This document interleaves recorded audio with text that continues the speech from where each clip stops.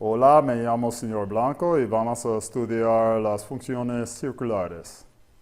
Don't worry, I'm not going to keep doing that. But put your calculators away and consider the following questions that you see on the board right here. We're going to be getting into some rather difficult material here. This is where the mountain starts to get a little bit steep and where you really need to be diligent about getting your questions answered before allowing yourself to fall behind in this content. We are going to start getting into some of these abstract concepts that you see here on the screen. We're eventually going to figure out what does the triangle look like that has a side length of 0. That's the only one that we're not going to get into today, but all the rest of these, we're going to have to start using our imagination here a little bit. I'm going to introduce a number of vocabulary terms here today, and hopefully you'll find that just based on your understanding of the English language, you'll find a lot of them are fairly intuitive. But I do ask that you turn to page 372 in your book, assuming we're still using the 6th edition of our pre-calculus textbook with the green cover. And that's where you'll see these vocabulary words highlighted. And rather than have you just read that page and try to understand them by reading that page, I do ask that you try to follow along, kind of skim it over, and then follow along and see if this video helps correlate with what you read on that page. All right, first let's take a look on the XY plane and get a sense of why the quadrants are numbered the way they are. I find that most students come to pre-calculus knowing that the quadrants are labeled 1, 2, 3, 4 in the manner that I'm showing here. But I find that most students don't know why they're in that order. Why don't we just do it from left to right like we're reading a book? Well, the reason is because this is the order in which angles sweep through the XY plane in a positive direction. So here's what I mean by that. If I take this angle, start sweeping it through the quadrants here, you notice that they go in the order of quadrant 1, and then it proceeds through quadrant 2, and then quadrant 3, and finally quadrant 4 before just going through that cycle again. 1, 2, 3, 4. Now you'll notice a couple things here. I started at a particular place. I started along the positive x-axis. I didn't start measuring or start moving from here, here, here, or anywhere else. I started from here, and that is because in standard position, which is what we're always going to be using in this class, when you measure an angle on the xy plane in standard position, you will always, always, always start from the positive x-axis. And because we are starting there, we will call that the initial side of our angle. Now, as I move through, whether I move through in this direction or the other direction, wherever I end up, that would be called our terminal side. So there's an initial side and a terminal side to each angle. And notice that I was moving in the counterclockwise direction. And I was calling that, and I refer to that as a positive angular motion. So when you move counterclockwise, that means you're going to get a positive angle. Whereas if you start at your initial side, the positive x-axis, and move clockwise, that would give you a negative angle. Now, whichever way you go, positive, negative, degrees, radians, whichever way, when you end up at your terminal side, whatever angle you end up with, and again, whether you're dealing with a positive angle measurement or a negative angular measurement here, you call that the measure of your angle. And finally, the corner, this one hopefully is familiar to you, the corner of your angle is called the vertex. And yes, it will always be the origin. The vertex will always be at the origin in our standard position. So again, it's a lot of vocabulary words to throw at you, but I hope they all seem logical and make a certain amount of sense, just intuitively. All right, let's go to our first example, finding coterminal angles. And that is an additional vocabulary term, which may not be quite as intuitive, but I do ask that you think of it from an English point of view. I have to admit, knowing a little bit about English is a little useful here. For co and terminal, and think of other words that have the prefix co, and think of what terminal means, terminate, terminal. And that will give you a clue as to what coterminal angles are. So let's start with part A of this example, the negative 150 degrees, and we're asked to find and draw a positive angle and a negative angle that are coterminal with the given angle. Well, we first have to start by figuring out where that given angle is. So since my angle of negative 150 degrees is a negative number, I am not going to move counterclockwise in the positive direction. I'm going to move clockwise in the negative direction. Doing so, I move past negative 90 degrees right here, but I stop short of the negative 180 degrees right here. So again, this is negative 90 degrees, this is negative 180 degrees. And so let me just draw that there. Negative 90 degrees, negative 180 degrees. And I ask that you try to draw, don't just, on your paper, don't just draw it anywhere in this quadrant. Try to draw a reasonable approximation. If this is negative 150 degrees, that means it should be 60 degrees past negative 90 degrees, right? Or I guess I should say negative 60 degrees past negative 90. And that means it should stop short 30 degrees from the 180 degree mark, right? So try to draw that accordingly. Don't draw it like this or like this. Try to draw something that looks like a reasonable negative 150 degrees. And I will label that here negative 150 degrees. That's our given angle in the third quadrant. Just to reduce the clutter here, I'm going to erase these two. And our first assignment here is to find a positive angle that is coterminal with the given angle. So since I want a positive angle, I will move in the counterclockwise direction. I'll move past 90 degrees, past positive 180 degrees, and I'll keep going. And do you recall how far past I have to go? Remember how we said that this little sweep here was 30 degrees? So if I'm at 180 degrees right here, positive 180 degrees, I'll keep going an additional 30 degrees, and that'll bring me to positive 210 degrees. Another way to look at that is to say I'm going to start with my negative 150 degrees, and I know that I can do a full circle in either direction and end up at the same spot, right? For any angle on the xy plane, you can always do a full circle in either direction and terminate at the same spot, aka get a coterminal angle. So that means I should be able to add a full circle of 360 degrees, and that will give me a positive coterminal angle. And sure enough, negative 150 degrees plus 360 degrees does give me positive 210 degrees. That is our positive coterminal angle. And similarly, to get my negative coterminal angle, I am essentially going a full 360 degrees in the clockwise direction. And similarly, just in terms of arithmetic, I can take negative 150 degrees, and this time I can subtract 360 degrees. And that would give me negative 510 degrees. I don't know about you, my mental arithmetic is pretty good, but I don't really feel like dealing with these big numbers much longer. And that's why I'm going to make a case for radians in the following lessons, why I think radians are actually easier. I should point out, these are not the only answers. There are really an infinite number of coterminal angles. We could stop here, just to be clear. We have satisfied the question, but there's no reason that I couldn't add an additional 360 degrees and get another positive coterminal angle. Well, that'd give me 570 degrees. And again, I find dealing with these bigger numbers is really just less convenient than dealing with radians. Likewise, I could take that negative 510 degrees and I could subtract another 360 degrees and get negative 870 degrees. So again, all these angles that have boxes around them are all considered coterminal. One last point before I move on here is that we would not say these are equal. I find students trying to say, oh, so Mr. White, negative 150 degrees is equal to 210 degrees? And the answer is no. In the same way that just the number negative 150 is not equal to the number 110, we would not say they are equal.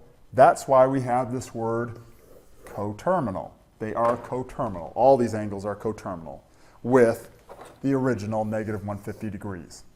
Okay, hope that's clear. Just to keep this video from going on forever, I've worked out part B here. I hope you'll pause this and take a look at it and see if you agree with my answers there. Let's go on to part C. This time we're working with radians, and I'm going to do something a little bit unusual here. I'm going to find that I find it's easier just to get rid of that y-axis. And the reason is because we know that when we're dealing with radians, this would be 0 radians, and this would be pi radians. At least we should know that very well by now. And if you remember my half pizza analogy, I'm going to take this upper half pizza here, and I'm going to cut it into 7 equal slices based on that denominator. Don't worry about the numerator yet. Let's just focus on the denominator. That's what tells us to take this half pizza, and I'm going to do my best just to eyeball it here, or freehand. Call this 7 equal slices. At least for freehand, I'll call that acceptable. And I'm also going to do that for the bottom half of the pizza as well. You'll see why in a moment if it's not already apparent. I'm going to cut that into 7 slices that are intended to be drawn as equal slices. And the reason is because each of those slices has a measure of pi over 7. So I can say that this first one has, in standard position, has an angle measure of 1 pi over 7. This would be 2 pi over 7, and so on. If I really want to continue that pattern, I can even call pi itself 7/7 of pi, and it becomes very easy to see that this is 8 pi over 7 down here, and therefore my angle that I have here is located there. All right, so for the first part of this request to draw a positive angle that is coterminal with that 8 pi over 7, I would simply need to take this 8 pi over 7 itself is already positive, but if I continue going in the positive direction, 9 pi over 7, 10 pi over 7, 11, 12, 13, 14 pi over 7. That makes sense because 14 pi over 7 reduces to 2 pi. Makes sense. 15, 16, 17, 18, 19, 20, 21, 22 pi over 7 represents a full round trip, and so I write 22 pi over 7. This is a coterminal angle, and similar to what we did in the last case, I can look at it from an arithmetic perspective and say that if I take 8 pi over 7 and I add a full 2 pi radians, that would give me a coterminal angle. Well, if I'm going to add fractions here, I need to have a common denominator, right? So I'm going to do this fairly quickly. I hope your fractions are up to snuff here. If I have 8 pi over 7 plus 14 pi over 7, 8 plus 14 gives me 22 pi over 7. That's just some fraction addition here, and it corresponds to my answer that I got a moment ago. All right, going in the negative direction, that would be 8 pi over 7. I'm just going to jump to the arithmetic form of it here. That would mean going clockwise, right? A full turn, and that's the same as subtracting a full 2 pi times 7 over 7, right? And if I did the same fraction addition, or fraction subtraction in this case, that would give me negative 6 pi over 7. That is our negative coterminal angle. And hey, that actually makes sense because if I started at 0 and went negative 1, negative 2, 3, 4, 5, 6, I would end up at the same place, coterminal. I hope that makes sense. Let me show the next example. And again, just to keep this video from going on forever, I hope you'll pause this, look at it, and say, yeah, you know, that actually makes sense. Let's have you go ahead and try some on your own. You know how to do this. Pause the video. In just a moment, I'm going to show the solutions. Okay, let's get to the solutions here. And there they are. And I'll repeat that there are an infinite number of coterminal angles. You could have, different answers than mine as long as you have one positive and one negative, and that they differ by some multiple of 360 degrees or 2 pi radians.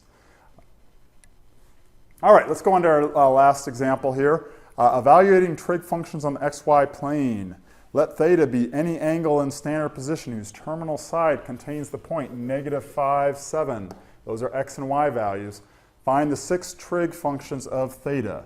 So if I go onto my xy plane and I draw a -5 over and 7 up, once again I ask that you draw a reasonable drawing. This length here should be less than that length there. And I'm going to draw a hypotenuse here.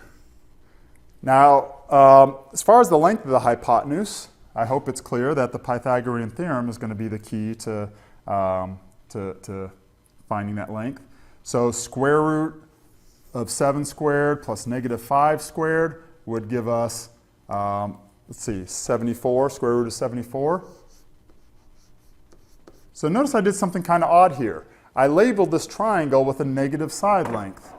Of course, when you look at it, we wouldn't really say that length is -5, but we're using our imagination. We're recalling that we are on the xy plane, and hopefully with that, in that context, it makes sense to call this -5 and this +7. As for the hypotenuse, get this down now. Students always ask me, no matter how many times I say it, please get this down now. Hypotenuse is always going to be positive. I'm not going to try to explain why right now in the video. I just ask, this is a rare case where I'll say, please just believe me, we can talk about it later if you like.